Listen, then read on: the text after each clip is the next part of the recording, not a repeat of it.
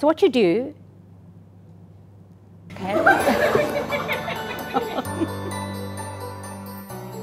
Today I'm going to show you how to make my favorite succulent roast turkey for Christmas. A lot of people get a little bit scared about spatchcock, but really it's pretty easy. You just need the right equipment and it's all about technique.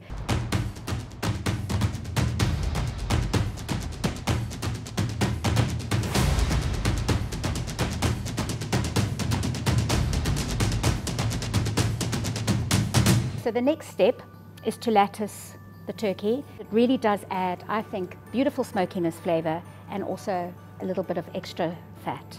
And then a little bit of salt to make the gravy. Got celery, onions, carrots, leeks, bay leaves. I'm using stock, just beautiful chicken.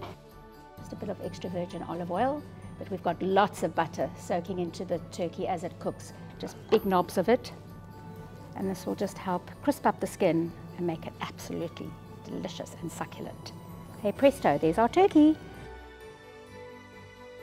Okay, so while the turkey's in the oven, I'm going to make some Brussels sprout confetti. Just peel away these beautiful little petals, pop them onto a roasting tray, little salt and olive oil, and let them crisp away. Give them a nice shake in the oven. There we go, beautiful confetti crispy Brussels sprouts. Yum.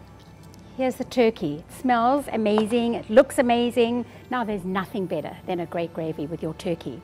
Strain these juices, yumminess. And then we just need to thicken that a little bit with flour and butter, more butter.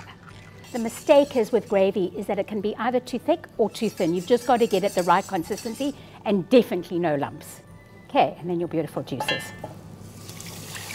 How do you know when your gravy's ready? As soon as your gravy's thickened and it's got a, I don't know actually, when it's thick.